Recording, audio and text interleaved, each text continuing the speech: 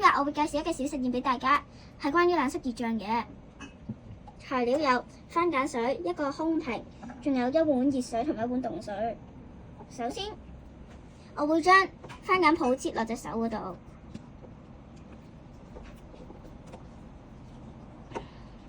然後我會將裝住佢，然後我哋就擺入熱水中。哇！原來熱水升高就可以令到空氣膨脹。我哋而家再擠多啲番梘水，然後我都係一樣擺喺呢個盅裏面。然後我哋試下擺喺凍水裏面咯。哇！